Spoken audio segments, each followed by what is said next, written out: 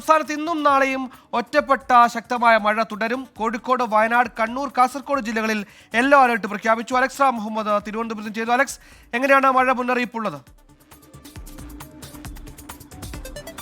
സുഹേൽ, സംസ്ഥാനത്ത് പൊതുവെ മഴയുടെ തീവ്രത കുറഞ്ഞിട്ടുണ്ട്. പ്രത്യേകിച്ച് തെക്കൻ ജില്ലകളിലാകട്ടെ കഠിനമായ ചൂട് അനുഭവപ്പെടുകയും ചെയ്യുന്നുണ്ട്.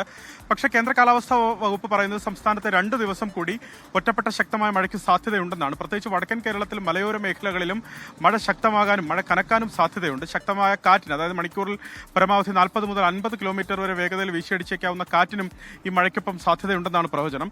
കോഴിക്കോട്, വയനാട്, കണ്ണൂർ, കാസർഗോഡ് ജില്ലകളിൽ ഇന്ന് യെല്ലോ അലർട്ട് പ്രഖ്യാപിച്ചിട്ടുണ്ട്. ശക്തമായ മഴയ്ക്കുള്ള സാധ്യത വടക്കൻ കേരളത്തിലെ ഈ 4 ജില്ലകളിൽ നിലനിൽക്കുന്നുവെന്നാണ് കേന്ദ്ര കാലാവസ്ഥാ വകുപ്പ് അറിയിക്കുന്നത്. 7 മുതൽ 11 സെന്റിമീറ്റർ വരെ മഴയ്ക്കുള്ള സാധ്യത ഈ ജില്ലകളിലുണ്ട്. എറണാകുളം, തൃശൂർ, പാലക്കാട്, മലപ്പുറം, കോഴിക്കോട്, വയനാട്, കണ്ണൂർ, കാസർഗോഡ് ജില്ലകളിൽ നാളെ യെല്ലോ മുന്നറിയിപ്പ് നൽകിയിട്ടുണ്ട്. അതിനുശേഷം മഴയുടെ തീവ്രത കുറയുമെന്നാണ് കേന്ദ്ര കാലാവസ്ഥാ വകുപ്പ് അറിയിക്കുന്നത്. തീരവുമായി ബന്ധപ്പെട്ട് പ്രത്യേകിച്ച് ജാഗ്രതാ മുന്നറിയിപ്പുകളില്ല. കേരള, കർണാടക, ലക്ഷദ്വീപ് തീരങ്ങളിൽ മത്സ്യബന്ധനത്തിന് മറ്റു തടസ്സങ്ങളില്ല. പക്ഷേ 6-ാം തീയതി മുതൽ കർണാടക തീരത്ത് മത്സ്യബന്ധനം 6-ാം തീയതി മുതൽ 8-ാം തീയതി വരെ വിലക്കിയിട്ടുണ്ട്. ശക്തമായ കാറ്റും അതുപോലെ കടൽ പ്രക്ഷുബ്ധമാകാനുള്ള സാധ്യതയും കണക്കിലെടുത്താണ് മുൻകൂറായുള്ള ഈ കേന്ദ്ര കാലാവസ്ഥാ വകുപ്പിന്റെ പ്രവചനം. സുഹേൽ, എന്തായാലും ആശങ്കപ്പെടേണ്ട മഴ സാഹചര്യമില്ല. എന്തായാലും മഴയുണ്ടാകും, കുടയെടുക്കണം എന്ന് ഓർമ്മിപ്പിക്കുന്ന മഴ മാത്രം. അലക്സ് മുഹമ്മദാണ് തിരുവനന്തപുരത്ത് നിന്ന് വിശദാംശങ്ങൾ നൽകിയത്.